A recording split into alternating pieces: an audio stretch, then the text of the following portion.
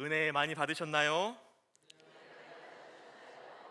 예, 우리 다시 한번 고백합시다. 오후에도 힘내봅시다. 아멘. 예, 끝까지 힘내서 끝까지 많은 은혜 받아가시기를 바랍니다. 정말 오늘도 차고 넘치는 은혜가 우리 예배 가운데 있기를 축복합니다. 이 시간 기도가 결정합니다 라는 제목으로 말씀 나누도록 하겠습니다. 제가 좋아하는 주제 중에 하나가 바로 순종입니다. 제가 순종을 잘한다는 건 아니고 순종이라는 주제를 참 좋아합니다. 왜냐하면 하나님의 일은요, 이 사람의 순종이 없이 진행되는 게 없더라고요. 그리고 하나님께서는 누구를 사용하시냐면 똑똑한 사람이 아니라 하나님의 말씀에 순종한 자를 통하여서 일하시는 것을 계속 보게 됩니다.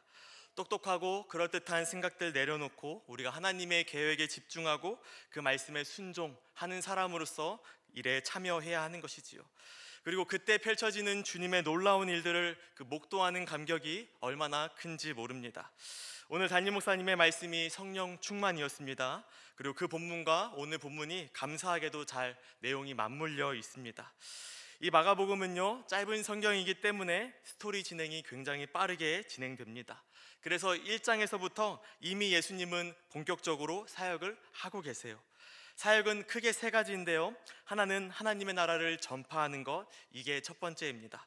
그리고 그 다음은 가르치는 것, 그리고 고치시는 사역, 이렇게 이어지는 거예요. 그래서 오늘 우리가 읽었던 본문이 바로 앞부분 21절부터 28절은 어떤 내용이 나오냐면요, 가버나움 회당에서 예수님께서 더러운 귀신 들린 사람을 고치시는 장면이 나옵니다. 그리고 이 귀신들을 쫓아낼 때 마태복음에서 나오는 내용이 있어요. 마태복음 12장 28절 우리 함께 읽어보도록 하겠습니다. 그러나 시작. 그러나 내가 하나님의 성령을 힘입어 귀신을 쫓아내는 것이면 하나님의 나라가 이미 너희에게 임하였느니라. 아멘.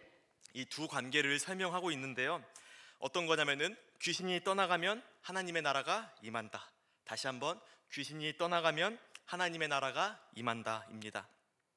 이것을 너무 1차원적으로 귀신 이렇게만 생각하면 우리가 이 말씀에 반응하는 게 쉽지가 않습니다.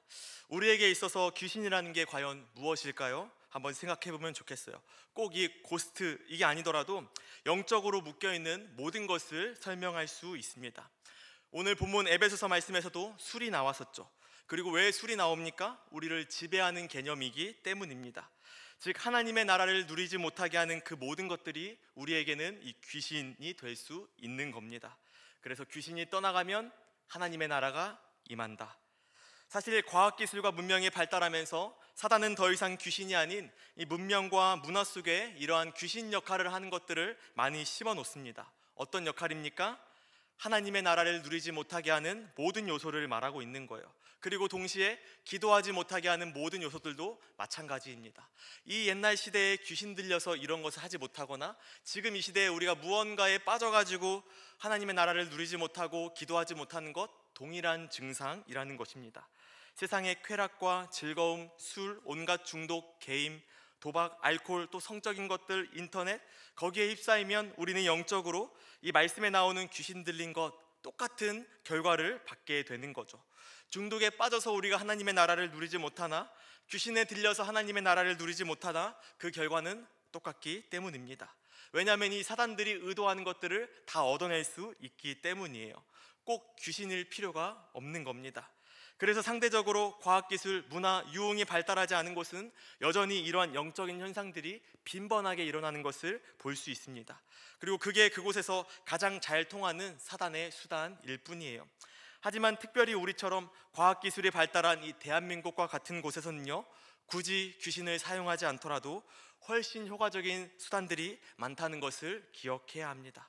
그래서 한번 다른 포인트로 보면 좋겠어요. 제가 좋아하는 주제가 순종이라고 했는데 여기에서도 또 중요하게 다루어지는 것이 바로 순종입니다.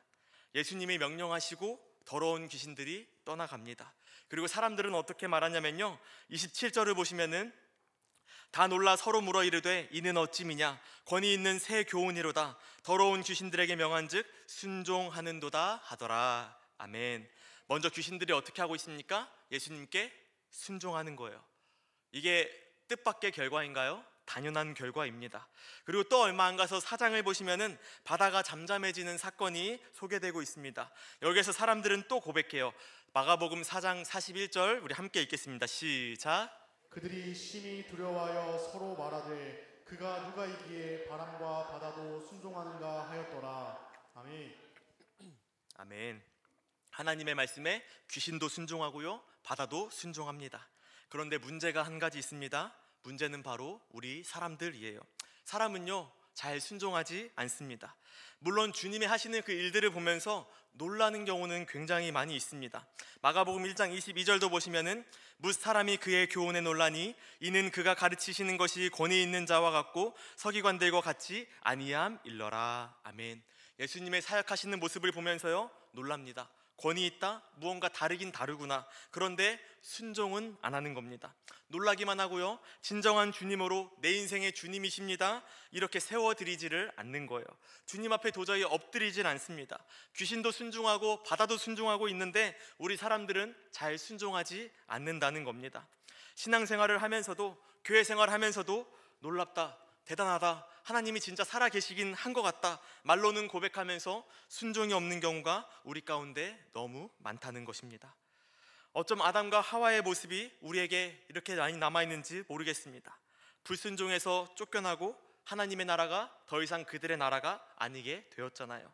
쫓겨나면서 저 멀리 있는 나라가 되는 겁니다. 중요한 것이 무엇입니까? 순종이에요. 내가 순종하고 있는가? 마가복음 1장에서 부름받은 베드로와 야고보 형제의 순종처럼요, 나를 따르라 말씀하실 때 다 버리고 그냥 따라갔던 것처럼 거기에 무슨 나의 생각을 넣게 되면 우리가 따라갈 수 있겠습니까? 못 따라가는 거죠. 대체 무엇을 믿고 따라갈 수 있겠어요? 지금까지 내가 평생 쌓아왔던 그 모든 커리어들을 어떻게 다 버리고 따라갈 수 있냐는 거예요. 그래서 순종이라는 것입니다. 순종하고 나서 그 다음에 제자의 삶이 펼쳐지는 거 아니겠습니까?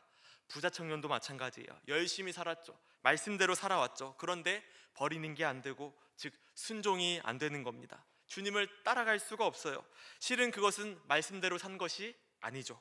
그냥 내 생각대로 내 기준까지만 살아낸 겁니다. 그리고 정작 소경 받으며 오는 주님을 만나자마자 거기에 모든 것을 올인하면서 거침없이 따라가겠다고 고백하는 겁니다. 그런 게 바로 순종입니다. 순종은 하는가 안 하는가, 이 두 가지의 문제입니다. 어찌되었든 단순하게 그리스도인은요, 그 주님께 순종하는 삶이 반드시 따라와야 하는 존재입니다. 그런데 우리가 다 알고 있지만 사실 살다 보면 어떻습니까? 순종하지 못하게 하는 요소가 너무나도 많이 있는 거죠. 지금 이 순간도 막 몇십 개씩 떠오를 거예요. 주님이 하시는 그 말씀에 내가 순종이 되느냐 안 되느냐, 아니면은 나이기 때문에, 또 나만의 그러한 특수한 환경 때문에 안 되는 이유가 계속 떠오를 것입니다. 그게 문제죠. 주님은 주님이니까 가능했지, 스데반 집사님은 스데반이니까 가능했지, 초대교회 성도들은 초대교회였으니까 가능했지, 그러니까 서로 아낌없이 나눌 수 있었지. 요즘 시대가 어느 때인데 어떻게 이걸 나눌 수가 있어? 지금 나도 배고픈 상황인데 초대교회니까 문제가 발생해도 기도로 이겨냈지, 우리들은 그냥 가서 따지고 싸워야 되는, 초대교회는 기도로 이겨나가고 나는 나이기 때문에, 나의 특수한 환경 때문에 안 되는 환경들이 너무 많다는 것입니다. 하지만 확실한 것은요, 이 불순종은 죄인의 특징입니다. 그리고 사단이 기뻐하는 일입니다. 하나님을 신뢰하지 않고 내 생각과 내 판단 하에서 내리는 결정이기 때문입니다. 죄인 그 자체인 인간이 자기 생각으로 판단하고 행동하는데 사단이 볼 때 얼마나 기뻐할 만한 행동이겠습니까? 그리고 또 한 가지의 문제는 무엇입니까? 이러한 죄인의 모습이 우리에겐 너무나도 익숙하고 자연스럽다는 거죠. 너무 자연스러워서 괜찮다는 생각이 들어옵니다. 그래, 하지만 불순종은 죄인의 특징, 불순종은 죄인의 특징, 이것을 기억해야 합니다. 그렇다고 해서 예수님께서 우리에게 불순종하지 마 이런 식으로 가르치시지도 않습니다. 예수님의 방식은 순종을 가르치시고요, 그리고 순종하는 모습을 보여주시는 거예요. 모범으로서 그냥 몸소 보여주십니다. 그래서 따라야 할 모범, 그 중에 하나가 바로 기도인 것이죠. 오늘 본문을 통해서 주님이 보여주신 그 순종의 모범, 그 중에 기도에 대해서 배워보려고 합니다. 먼저 기도는요, 하나님과의 그 주파수를 맞추는 일입니다. 따라해 볼까요? 하나님과 주파수를 맞추는 일이다.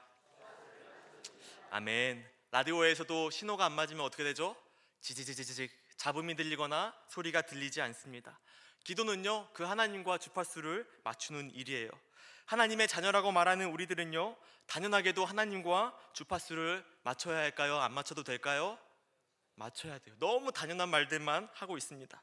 기도가 그런 거예요. 코드를 맞추는 시간이고 하나님이 무엇라 말씀하시는지 듣는 시간입니다.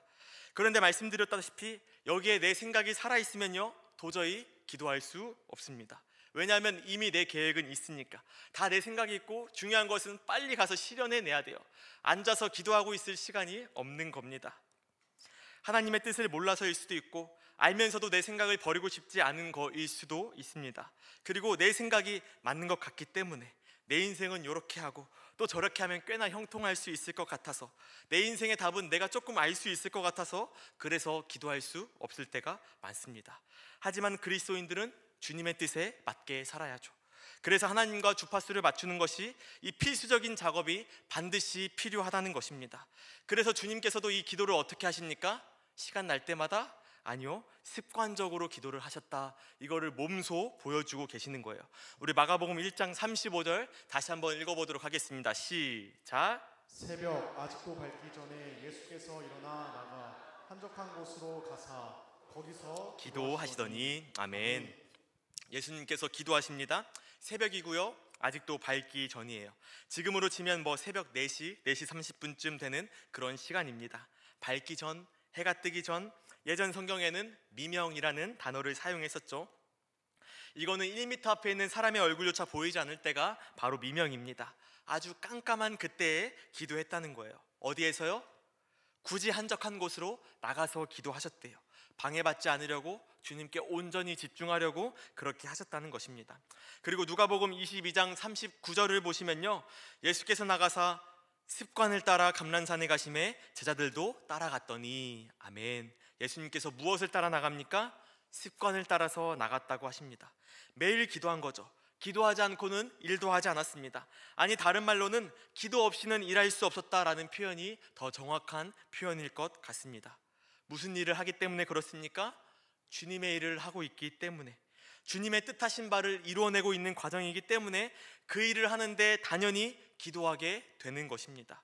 무엇의 문제일까요? 순종의 문제인 거죠. 하나님보다 내 생각과 내 판단이 더 맞다고, 믿을 만하다고 여긴다면 도저히 기도할 수 없습니다. 다 내 계획이 있고 내 뜻대로 할 건데 왜 기도한다고 앉아 있겠습니까?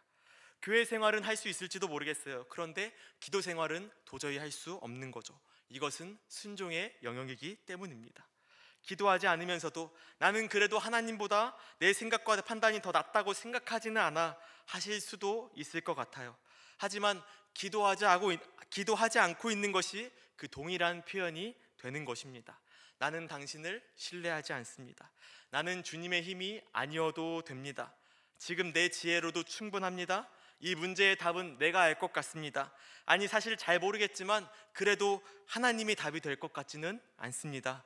이런 말이 된다는 것입니다.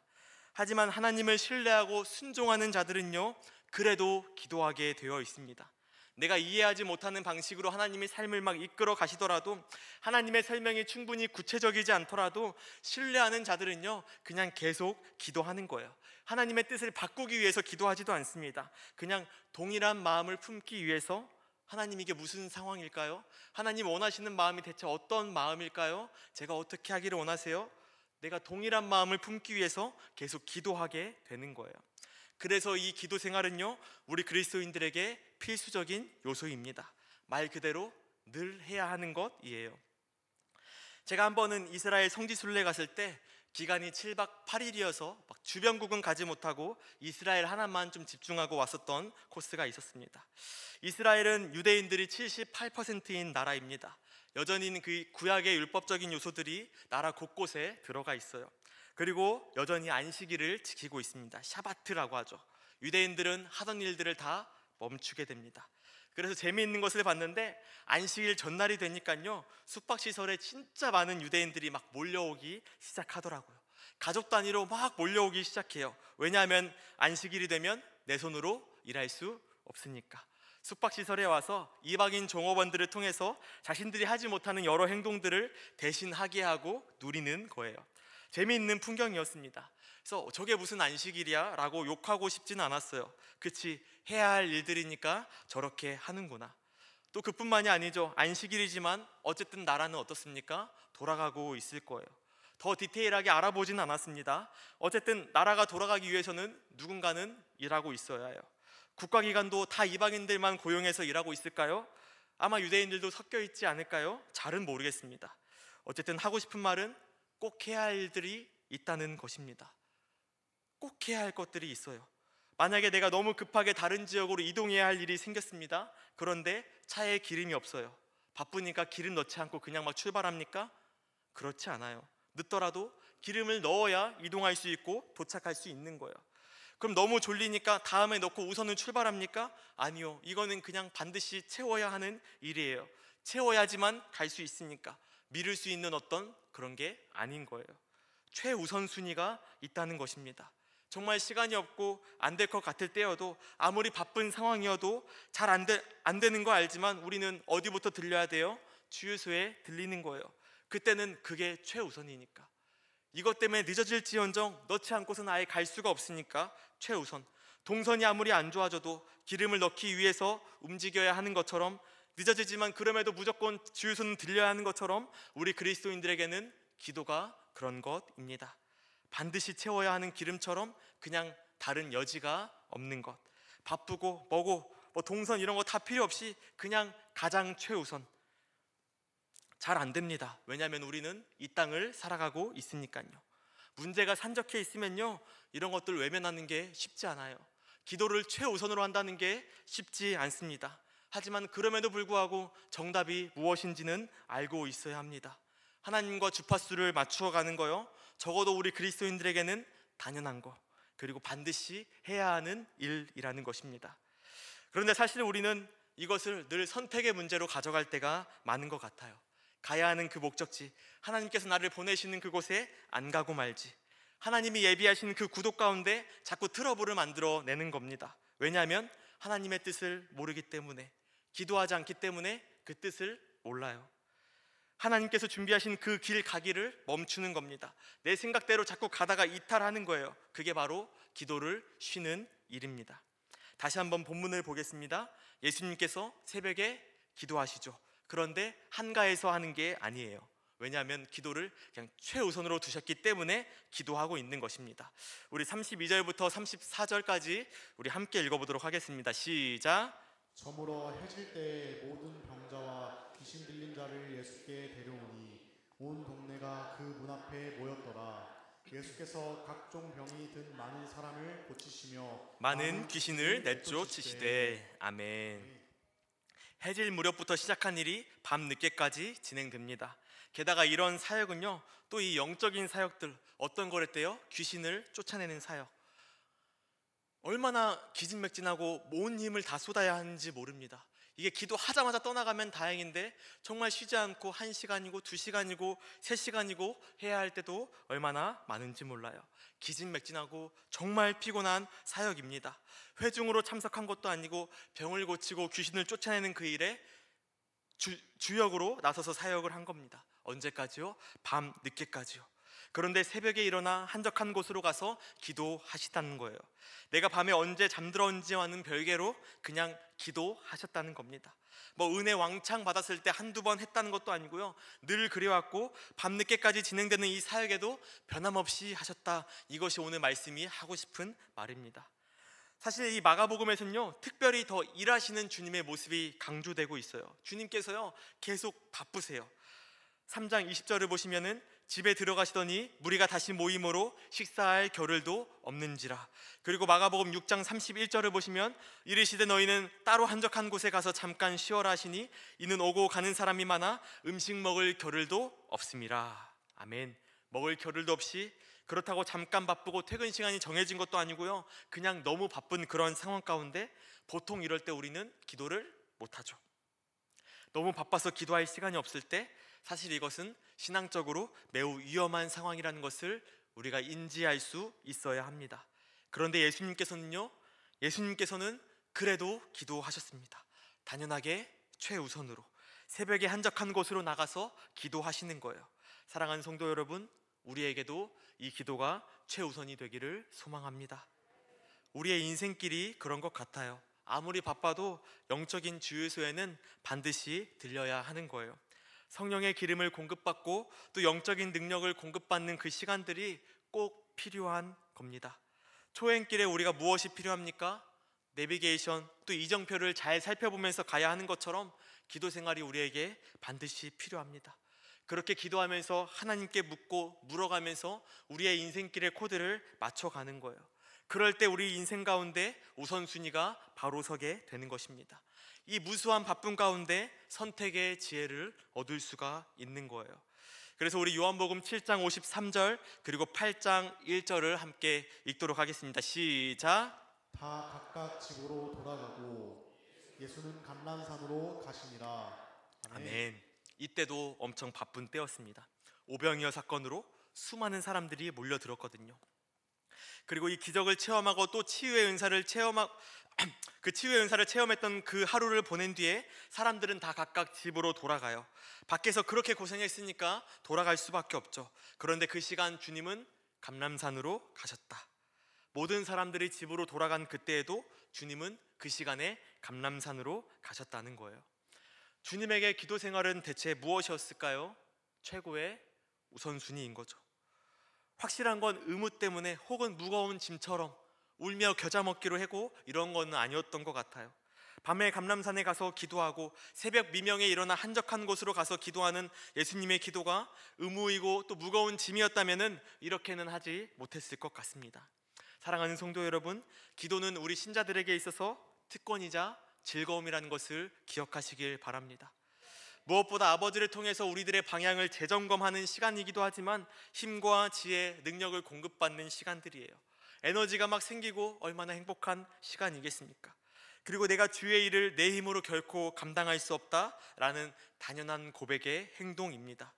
즉 이 주님의 일을 하는 것과 기도 생활에는 뗄래야 뗄 수 없는 필연적인 관계가 있다는 것입니다. 그래서 우리 한번 돌아보면 좋겠어요. 내가 기도를 쉴 때, 또 내가 기도를 소홀히 할 때 그때가 언제였는지 돌아보면 좋겠습니다. 한번 돌아보세요.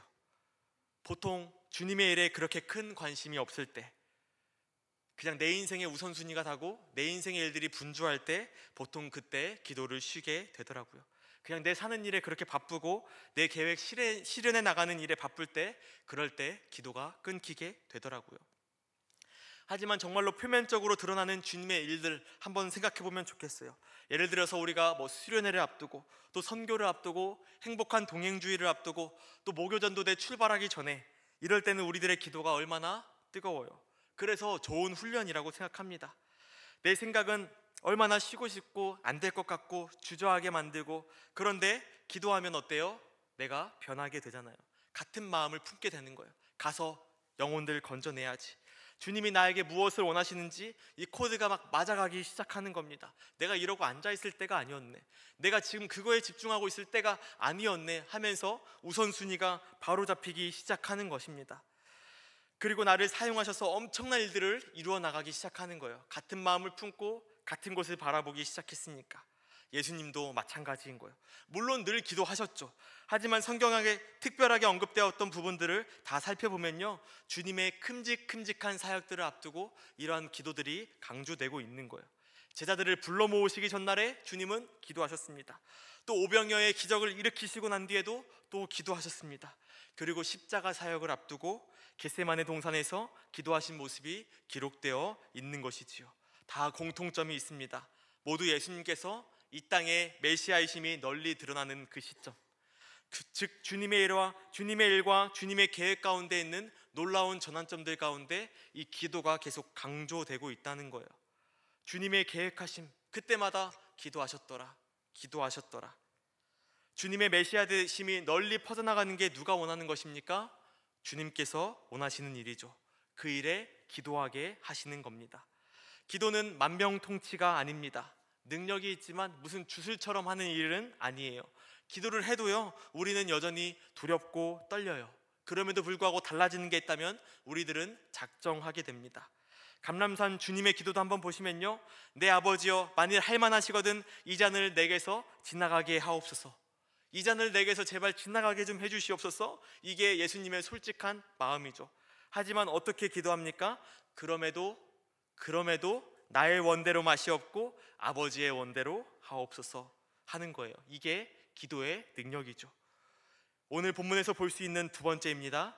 우리가 기도하는 이유는요, 기도의 능력이 있기 때문입니다. 기도가 우리들의 힘이고 능력이기 때문이에요. 우리 마가복음 14장을 보시면 이런 내용이 나오는데요, 십자가를 앞둔 주님께서 제자들 걱정을 하고 있습니다. 그래서 주의를 주는 거예요. 너희가 다 나를 버릴 거야. 그런데 제자들의 반응은 어떻죠? 아니요. 무슨 말씀이세요? 자신만만합니다. 우리는 절대 주님을 버리지 않습니다. 그리고 같이 기도하러 올라가는데 함께 올라간 제자들이 기도는 안 하고 다 잠들어 있습니다. 이러한 제자들에게 하시는 말씀 우리 함께 읽어보도록 하겠습니다. 14장 38절 말씀입니다.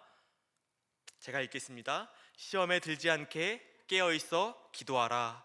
다시 한번, 시험에 들지 않게 깨어있어 기도하라. 아멘. 기도하라는 거죠. 주님은 모든 사역을 기도로 감당하셨습니다. 나의 잔을 옮겨주세요. 그렇게 기도하지만 나의 원대로 마시옵고 아버지의 뜻대로 하옵소서. 그렇게 묵묵히 해야 할 일들을 다 하나씩 감당하셨습니다. 그런데 그렇게 큰 소리 치던 제자들, 같이 산에 올라가서는 잠들어 있던 제자들, 큰 소리 치더니 다 예수를 버리고 도망하게 되는 거죠. 그렇게 자신만만했던 베드로는요, 3번이나 주님을 부인하게 되는 거죠. 이 영적인 싸움들은 자신만만해서 이길 수 있는 싸움이 아닙니다. 내 신앙 연수가 길어서 경험이 많아서 이길 수 있는 일이 아닌 것 같아요. 우리 그리스도인들의 인생길은요, 기도로 이겨나가는 싸움입니다. 기도하고 주님의 능력으로 당당해야 하는 거죠. 우리가 당당해야 할 때는 따로 있는 겁니다. 골리앗을 만난 다윗처럼 물론 실력도 뛰어났지만 어떻게 나아갑니까? 자기 힘으로 싸우는 게 그리스도인이 아니에요. 주님의 이름으로 싸우는 게 그리스도인들입니다. 너는 칼과 단창으로 나에게 나아오지만 나는 만군의 여호와의 이름으로 나아간다. 그것이 바로 기도하는 자의 인생 모습입니다. 기도가 없을 때 어떤 생각이 듭니까? 자꾸 내 생각이 채워지고요, 내 능력으로 승부하고 싶다는 생각, 내가 가진 것, 내 지혜로 어떻게 해볼까 계속 계산하게 되는 거예요. 하지만 결과는 어떻습니까? 참패하죠. 처참할 거예요. 물론 운이 좋게, 또한 어떠한 섭리에 의해서 세상에서 보란듯이 떵떵거리며 성공할 수 있습니다. 하지만 훗날 그 허망함은 감출 수 없을 것입니다. 그게 주님 없는 그리스도인의 끝입니다. 기도 없는 삶, 하나님이 없는 삶, 하나님의 목적과 동떨어진 삶을 살아갈 때 그 모든 인생은 허망할 수밖에 없는 것이지요. 기도 좀 안 하고 얼마나 많이 이루었을지는 몰라도 그것은 하나도 중요한 게 아닌 것입니다. 기도하는 중에 만나주시는 하나님으로 인해서 내가 가진 것들로 인한 이 자신감이 아닌 모든 것을 주시고 또 누리게 하시는 하나님을 신뢰하는, 거기에서 자신감이 나오게 되는 것입니다. 사랑하는 성도 여러분, 이 시대에 우리는 깨어 있어야 합니다. 깨어야지만 능력이 있습니다. 무엇보다 영적으로 깨어 있어야 하는 것입니다. 주님은 죽은 자들을 어떻게 표현하냐면요, 자고 있다고 표현을 하십니다. 그렇다면 반대로 영적으로 잠자고 있는 우리들도 이렇게 표현할 수 있을 것 같아요. 그냥 죽어 있다고. 자는 자, 죽어 있는 자, 주님의 눈에는 똑같은데 우리가 영적으로 잠자고 있다면은 죽어 있는 자와 똑같은 것이지요. 그게 아니면 군대 용어로 무엇이라고 표현합니까? 전투 불능 상태. 아무것도 감당할 힘이 없는 겁니다. 적어도 주님의 일은 아무것도 감당할 힘이 없게 되는 거죠. 그래서 방금 읽었던 말씀 마태복음 26장 41절처럼 시험에 들지 않게 깨어 기도하라. 그리고 베드로전서 5장 8절의 말씀처럼 근신하라, 깨어라, 너희 대적마귀가 우는 사자같이 두루다니며 삼킬 자를 찾나니. 아멘. 이렇게 우리에게 경고하는 것입니다. 말씀의 마지막인데요, 우리는 방해를 이기고 반드시 기도해야 합니다. 문제는 이거 같아요. 우리가 아무리 기도를 결단해도 사실 우리가 기도하지 않겠다고 말하는 사람이 어디에 있어요. 그런데 순수하게 기도하게끔 두질 않습니다. 이런저런 온갖 방해가 찾아옵니다. 너희 대적 마귀가 우는 사자같이 두루다니며 삼킬 자를 찾나니. 갑자기 집이 무너지고 회사가 망하고 이런 문제가 아닙니다. 그리스도인인 것 같은데 기도만 하지 못하게 해도 그 인생은 삼켜지는 인생입니다. 영적으로 자는 거고 전쟁터에 그냥 무방비로 서 있는 것과 마찬가지입니다. 사단의 특징이 무엇입니까? 시험하는 자입니다. 아담과 하와도 시험에 빠져서 함정에 빠졌죠. 하지만 주님은요, 시험에 빠진 적이 있습니까? 없어요.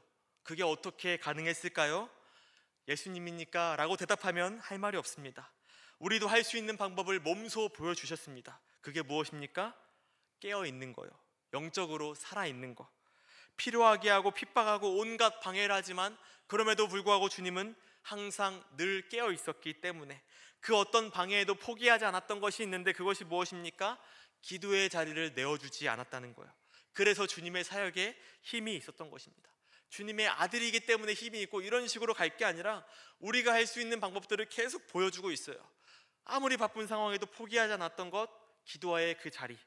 누가복음 21장 37절인데요 예수께서 낮에는 성전에서 가르치시고 밤에는 나가 감람원이라 하는 산에서 쉬시니, 계속 기도하셨다는 겁니다. 깨어있다는 것은요, 기도하는 거예요. 할 거 하고 당연하게 기도하러 가는 거예요. 깨어있다는 건요, 주일 성수만 말하는 게 아니에요. 기도 생활을 말하고 있습니다. 밤에 감람산으로 가시고 새벽 미명 한적한 곳으로 계속 가시는 거예요. 무엇하러요? 우리 함께 대답해 볼까요? 기도하러. 기도하러. 맞습니다. 기도하러 가는 거예요. 기도한다고 시험이 없지는 않습니다. 기도하든 안 하든 시험은 계속 될 거예요. 계속 방해는 있을 거예요. 그런데 기도하면 이길 수 있기 때문입니다. 그리고 기도하면요, 데미지가 없기 때문입니다. 기도를 안 하면요, 그냥 내가 감기에만 걸려도 시험에 빠져요. 교회에서 누가 나보다 조금만 편한 모습을 보이면요, 나는 큰 시험에 빠져요. 나는 죽도록 고생하고 있는데 쟤는 웃으면서 다녀? 웃음이 나와? 편한가 보네. 뭔가 잘못됐어. 계속 시험에 드는 겁니다. 그런데 만약에 내가 정말로 매일매일 기도하고 있었던 상황이라고 생각해봐요. 부흥에 참석하고 은혜 받고 있는 그런 상황에 그런 생각이 들까요?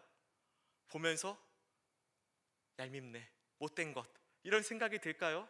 하나님의 마음을 품고 있을 때 과연 주님께서 웃고 다니는 그 사람을 보면서 그런 생각을 하실까요? 어떤 마음일지 생각해야 한다는 거죠. 기도 안 할 때는요, 우리 목원의 표정이 조금만 안 좋아도 나는 시험에 들어요. 내가 이렇게 잘해주는데 표정이 그래? 내가 뭐 어떻게 더 해줘야 돼? 시험에 드는 거예요. 안 할래. 내년부터 때려치울래. 자녀가 한 번만 말을 안 들어도 그게 시험거리가 되는 거예요. 평생을 시험에 들며 살아가는 겁니다. 내가 평생을 기도하지 않으면 평생 이런 시험 가운데 살아가게 될 거예요. 그냥 사단이 작은 돌 하나만 던져도 모든 요소에 나는 영적으로 치명타를 입고 데미지를 받고 신앙이 크게 흔들리는 겁니다. 그러한 신앙생활이 행복할까요? 불안해요. 대적할 힘이 없기 때문입니다. 하지만 기도하는 자들은요, 시험에 들지 않습니다. 든든해지는 거예요. 나를 옥죄던 여러 문제들이 더 이상 나에게 문제가 되지 않는 걸 보게 됩니다. 무엇 때문에요? 기도 생활입니다. 말씀을 마무리하겠습니다. 예수님께서 무엇 하셨습니까? 기도하셨습니다. 그리고 37절을 보시면요, 모든 사람이 주를 찾습니다. 찾는 이들이 많아요. 그러면 더 머물고 싶죠. 더 붙들고 싶어요. 한데 38절을 보시면은 우리가 다른 가까운 마을들로 가자. 거기서도 전도하리니 내가 이를 위하여 왔노라 하시고. 아멘. 무엇이냐면요, 주님께서 나로 하여금 원하시는 모습이 무엇인지 명확히 알고 있습니다. 다른 가까운 마을들로 가자. 사람들이 다 나를 찾고 있지만 다른 마을들로 가자. 내가 전도를 위해서 왔다. 명확합니다. 내가 무엇을 해야 할지. 왜? 주님께서 알려주셨기 때문에 확신에 가득한 거예요. 가서 무슨 일이 있을지, 어떤 열매가 있을지 이런 거는 모를 겁니다. 하지만 지금 가야 된다. 하나님께서 나에게 전도를 원하신다. 이거는 확실하기 때문에 흔들리지 않고 요동하지 않습니다. 그리고 39절, 이에 온 갈릴리에 다니시며 그들의 여러 회당에서 전도하시고 또 귀신들을 내쫓으시더라. 아멘. 주님의 뜻을 알고 그 뜻에 순종하는 인생에 이렇게 능력이 있습니다. 전도하고 영혼들이 돌아오고 귀신은 내어 나가게 되는 것입니다. 왜 그럴까요? 기도하는 인생은 주님이 일하는 인생이기 때문입니다. 전도하고요, 귀신들은 쫓겨나갑니다. 가는 곳곳마다 주님의 역사가 차고 넘치는 인생이 되는 거예요. 사랑하는 성도 여러분, 기도하시고 내 모든 선택이 주님이 원하시는 선택이 되기를 바랍니다. 특별히 이제 2월이 벌써 끝나가고 있어요. 너무 빨라요. 연초라고 말하기도 애매한 시기가 벌써 왔습니다. 근데 벌써부터 속상한 일들이 참 많은 것 같아요. 해가 바뀌면서 왜 하던 거를 안 하기로 결단하시는 분들이 그렇게 많은지 모르겠어요. 작은 결단도 아니고요, 얼마나 확고하게 내가 이번에 이거 절대 안 할 거야, 대체 누구 좋으라고 그런 결단을 하는 걸까요? 물론 이런저런 상황들이 다 있는 거 알고 있습니다. 하지만 그렇게 강하게 결단할 일은 아닌 것 같아요. 우리 이런 결단이 회복되면 좋겠어요. 우리 기도의 자리를 회복하자고, 내가 주님의 능력을 경험하는 한 해가 되자, 이렇게 결단하면 좋겠어요. 주님께서 포기하지 않았던 그 기도의 자리들 나도 절대 포기하지 않아 봐야지. 내가 이전까지는 맨날 결단했다가 또 뺏기고 내가 올해는 절대 안 뺏길 거야, 한번 보자, 이런 결단이 있어야죠. 우리가 무언가를 결단한다면 이런 결단이어야죠. 내 마음이 자꾸 시험에 든다, 절대 이 기도의 자리 빼앗기지 않을 거다. 한번 마음껏 흔들어 봐라, 나는 절대 안 흔들린다. 그런데 그것 외에 다른 결단들이 우리 가운데 왜 이렇게 많고 왜 이렇게 많은 고민들이 있는지 모르겠습니다. 왜 이렇게 혼란스러워할까요? 내가 지금 무엇을 해야 할지 왜 이렇게 어려워할까요? 무엇이 누락되어 있는 것입니까?